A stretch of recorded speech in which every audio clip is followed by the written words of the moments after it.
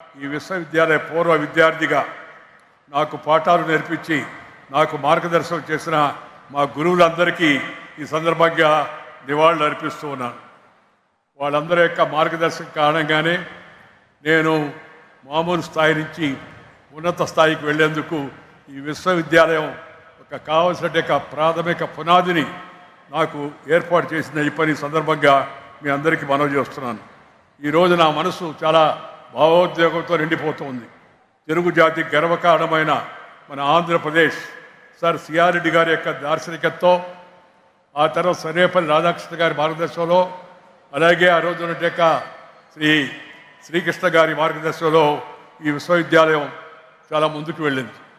నేను ఈ విశ్వవిద్యాలయ దినోత్సవం సందర్భంగా ఇందాక పెద్దలు చెప్పినట్టుగా ఈ విశ్వవిద్యాలయానికి మొదట్లో భూరి విరాళం ఇచ్చి కావలసిన భూమిని ఇచ్చినట్టు యొక్క మన జైపూర్ మహారాజా విక్రమ్ దేవ్ వర్మ గారిని, ఆ తర్వాత పూర్తి సహకారం అందించినట్టు యొక్క విజయనగరం మహారాజుల గారిని, ఆ తర్వాత బొబ్బిలి రాజుల వారిని, తర్వాత మన పిఠాపురం, అలాగే నూజివీడు ఈ సంస్థానాల్లో ఉండి మన విశ్వవిద్యాలయం యొక్క ఎదుగుదలకు సహకరించిన వాళ్ళందరికీ కూడా ఈ సందర్భంగా నేను హృదయపూర్వకంగా వారందరినీ అభినందనలు తెలియజేస్తున్నాను.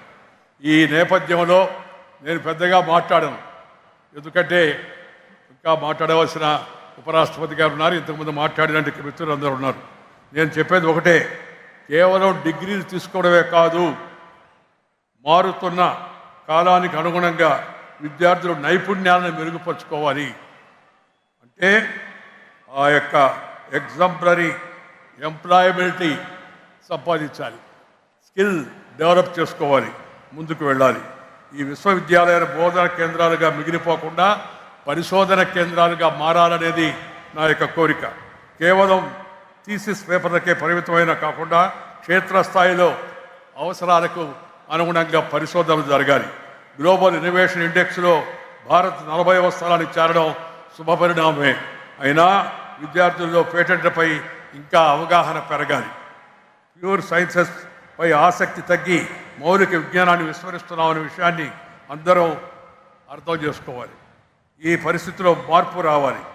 స్థానిక అవసరాలే కాకుండా ప్రపంచ సమస్యలకు పరిష్కారం అందించే స్థాయికి మనం ఎదగాలి.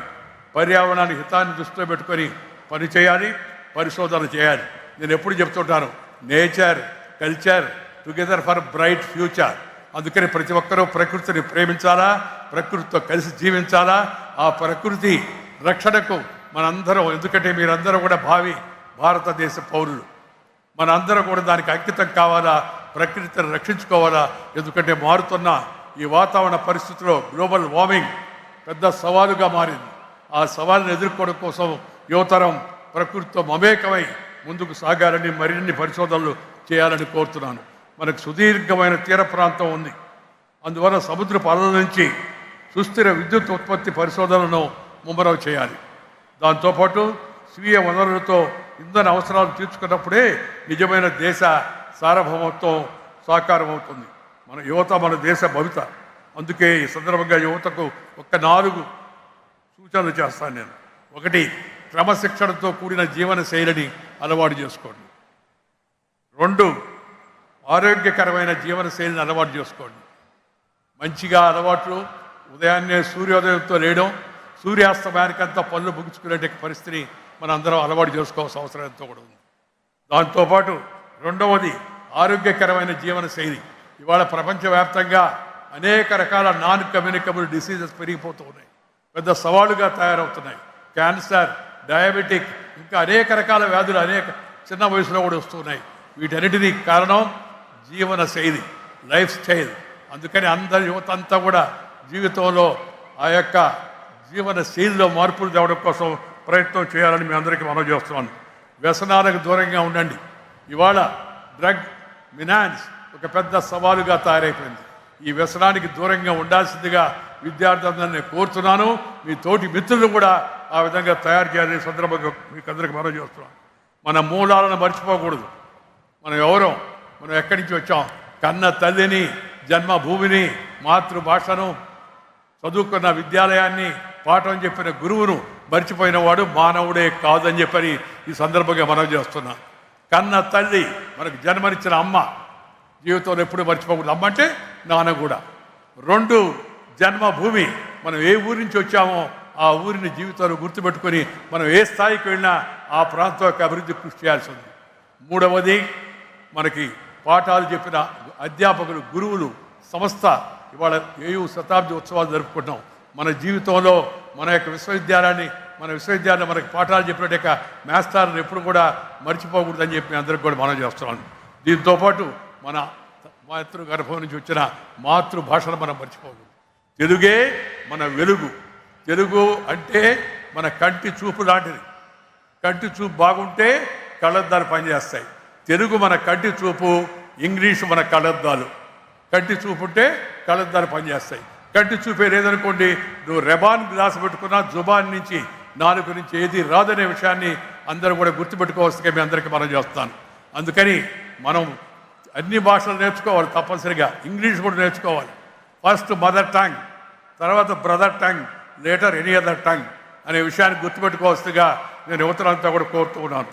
ఈరోజు మన యొక్క ఈ విశ్వవిద్యాలయం గతంలో అనేక మంది ప్రముఖులు ఇక్కడ వైస్ ఛాన్సలర్గా పనిచేశారు. ఇందాక చెప్పారు, సర్వేపల్లి రాధాకృష్ణ గారు కావచ్చు, లేకపోతే విఎస్ కృష్ణ గారు కావచ్చు, లేకపోతే ఈ యొక్క కేంద్రంగా పనిచేసే పెద్దలు, ప్రధానంగా శ్రీ కట్టమంచి రామలింగారెడ్డి గారు, సిఆర్ రెడ్డి అంటుంటాం. నాకు ఈ C R Reddy, P R college, V R college ఇలాంటివి ఇష్టం ఉండదు. పూర్తి పేరుతో పిలవాలి ఎవరినైనా కూడా. ఈ పొట్టి మాటలు ఇంగ్లీష్ వాళ్ళు పోతా మనకు అలవాటు చేసిపోయారు. దయచేసి పొట్టి మాటలు మాట్లాడద్దు. పూర్తి పేరుతో పిలవండి. నీ పేరు ఏందయ్యా అంటే కింజరపు రామ్మోహన్ నాయుడు అని చెప్పగలిగి ఉండాలి గర్వంగా. అంతేగాని కేఆర్ నాయుడు అన్నాం అనుకోండి, సందేశం వెళ్ళదు దాంట్లో. అందుకని దయచేసి పిల్లలారా, మీరందరూ కూడా ఈ రాష్ట్ర భవిష్యత్తు, దేశం భవిష్యత్తు, మాతృభాషను గౌరవించండి. పూర్తి పేరుతో ఉచ్చరించండి. మీ మూలాలను జనానికి తెలియజెప్పే విధంగా ఆ విధంగా వ్యవహరించవలసిగా మీ అందరికీ మనవి చేస్తాను. రోడ్డు పేర్లు ఎంజీ రోడ్ అని పెడతారు. మహాత్మా గాంధీ రోడ్డు, మహాత్మా గాంధీ ఎంజీ అయిపోయాడు. సర్దార్ పటేల్ రోడ్ని ఎస్పీ రోడ్ అని పెడతారు. ఎందుకు మనకి ఆ ఇంగ్లీష్ వాడు పోతా మనకి అలవాటు చేసిపోయారు. వాళ్ళు వెళ్ళిపోయారు, కానీ అలవాటు ఇంకా వదిలిపెట్టుకుంటూ ఉంది. కాబట్టి దయచేసి అందరికి కూడా మన భాషలో మాట్లాడడం, మన భాషల్లో ఇతర భాషల్లో కూడా ప్రావీణ్యం సంపాదించడం, తద్వారా ముందుకు వెళ్ళే ప్రయత్నం అందరూ చేయాలని చెప్పని సందర్భంగా నేను మనవి చేస్తున్నాను. నేను ఇందాక ఇంకొక మాట అన్నాను, మంచి జీవన శైలి. మంచి జీవన శైలి అంటే మంచి అలవాట్లు. రెండవది పౌష్టికమైన భోజనం విషయంలో వెంకయ్యనాయుడు గారు ఇంత పెద్ద నాయకుడు వచ్చి మనకి భోజనానికి గురించి చెప్తున్నాడని. దయచేసి ఈ పాశ్చాత్య వ్యామోహానికి లోను కాకండి. ఈ పిజ్జాలు, బర్గర్లు ఇవన్నీ మన ఒంటికి పడవు. మన ఆదికాలం నుంచి, వేదకాలం నుంచి, పుణ్యకాలం నుంచి, పురాణకాలం నుంచి మన పూర్వీకులు అనుభవించి, రంగరించి, మేళవించి మనకు అందించిన వారసత్వం అవుతుందో ఆ వారసత్వాన్ని, ఆ భాషను, ఆ యొక్క వంటకాలను, ఆ జీవన శైలిని మనం ఎప్పుడు అదే విధంగా కొనసాగించాలి. నేను ఉపరాష్ట్రపతి అయినప్పుడు కొందరు అడిగాను నన్ను, sir now that you have become vice president, what about dress అని. నేను చెప్పాను, no change of dress, only there be change of address అని చెప్పాను. అంటే డ్రెస్ మార్చదు. ప్రపంచ వేదికలు ఎక్కడికి వెళ్ళినా 65 దేశాలు తిరిగాను నేను. సరిగా ఉంటే తప్పితే ఇదే తెల్ల పంచ, తెల్ల చొక్కా వేసుకో. ప్రపంచం నీ చొక్కాని బట్టి కాదు, నీ వేషాన్ని బట్టి కాదు, నీలో ఉండే శక్తి, నీ యొక్క క్యారెక్టర్, క్యాలిబర్, కెపాసిటీ అండ్ కాండక్ట్ని బట్టి నేను సమాజం గౌరవిస్తుంది. అందుకని మంచి క్యారెక్టర్, క్యాలిబర్, కెపాసిటీ, శక్తిని సంపాదించవలసిందిగా మిమ్మల్ని అందరూ కూడా నేను కోరుతూ, ఈ దేశంలో మనందరం పౌరులు, వేరు భాషలు ఉన్నాయి, వేరు ప్రాంతాలు ఉన్నాయి, వేరు కులాలు ఉన్నాయి. अलग भाषा, अलग वेश, फिर भी अपना एक देश. विविधता में एकता भारत का विशेषता. इर्रेस्पेक्ट of caste, creed, sex, religion and region, we are Indians, we are Bharatiyas. Be proud of Bharatiyata and follow Bharatiyata in your life అని చెప్పని ఈ సందర్భంగా మనం చేస్తూ, ఇంతకన్నా ఎక్కువగా మాట్లాడాల్సిన అవసరం లేదు. మీరందరూ క్రమశిక్షణతో ఉండండి, కష్టపడండి. ఆఖరి మాట, ఇష్టపడిన పనిని కష్టపడి చేస్తే నష్టపడేది లేదు.